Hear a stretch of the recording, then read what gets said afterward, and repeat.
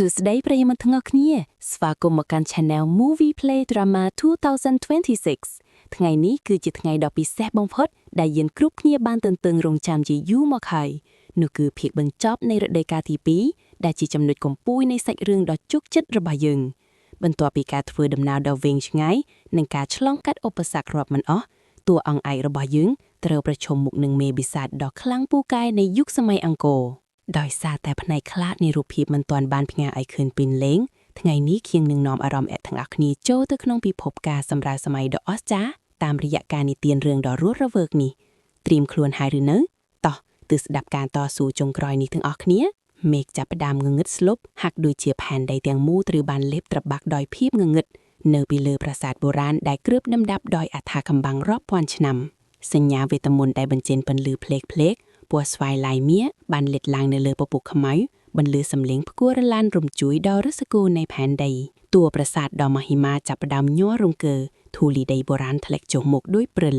ហើយពីក្នុងអស់ពណ៌ស្វាយដ៏ក្រាស់ដែលពោពេញដោយជាតិពុលនោះស្រមោលដ៏ធំមហិមាមួយបានលេចចេញមកយ៉ាងសន្សឹមនោះហើយគឺជា boss ឬមេបិសាចដែលជាប្រភពនៃទុក្ខវេទនាទាំងពួងកែវភ្នែករបស់វាភ្លឺឡើងពណ៌ក្រហមឆ្អៅឡាយស្វាយបញ្ជាក់ពីអំណាចនៃភាពងងឹតដែលគ្មានដែនកំណត់មិនបងអង្គយូរការប្រយុទ្ធដ៏សាហាវបំផុតក៏ចាប់ដើមឡើងនៅកណ្ដាលទីលានប្រាសាទដែលហ៊ុំព័ទ្ធដោយអបត្រជាក់ស្រេបមេបិសាចបានបញ្ចេញថាមពលស្វាយវាយប្រហារមកដោយរលកយ៉ាក់ប៉ុន្តែតួអង្គឯករបស់យើងមិនរាថយឡើយគាត់បានហុកគេចខ្លួនយ៉ាងរហ័សនៅលើអាកាសអាវធំរបស់គាត់បាក់រលាស់តាមកម្លាំងខ្យល់យ៉ាងអង្អាចដីខាងក្រោមចាប់ផ្ដើមប្រេះបេកជាកន្លាភ្លើងបង្ហាញពីភាពគ្រោះថ្នាក់ដែលកំពុងតែមកដល់គ្រប់វិនាទីភ្លាមនោះអាវុធរបស់តួឯកយើងចាប់ផ្ដើមបញ្ចេញពន្លឺជំចែងចិញ្ចាចគាត់បានចូលទៅវាយបុកវិញយ៉ាងខ្លាំងក្លាបង្កើតជាកំទេចភ្លើងនៃថាមពលផ្ទុះឡើងបែកផ្កាភ្លើងពេញអាកាសប៉ុន្តែកម្លាំងរបស់មេបិសាចពិតជាខ្លាំងពេកលើសពីកាស្មានវាសើចចំអកដាក់គាត់ដោយសម្លេងក្រហ៊ីមព្រមទាំងពង្រីកអំណាចងងឹតគ្រប់ដណ្ដប់តំបន់នោះទាំងមូលតួឯករបស់យើងរងរបួសជាទម្ងន់ឈាមហូរស្រុកលើដីគាត់លុតជង្គង់ចុះក្រោមតំណក់ទឹកភ្លៀងដ៏ត្រជាក់ដែលចាប់ផ្ដើមធ្លាក់មកនៅក្នុងភាពងងឹតសួនឈឹងនិងភាពអស់សង្ឃឹមនោះរូបភាពអតីតកាលបានលេចឡើងក្នុងគំនិតរបស់គាត់សម្លេងនៃមនុស្សជាទីស្រឡាញ់ដែលធ្លាប់ផ្ដល់កម្លាំងចិត្តការចងចាំដ៏មានតម្លៃដែលមិនអាចបាត់បង់បានប៉ុន្តែវាមិនទាន់ចប់ទេពន្លឺពណ៌មាសមួយបានភ្លឺចេញពីកណ្ដាលដើមទ្រូរបស់គាត់យ៉ាងត្រជាក់ត្រចង់ថាមពលដែលលាក់កំបាំងពីបុព្វបុរសបានភ្ញាក់ឡើង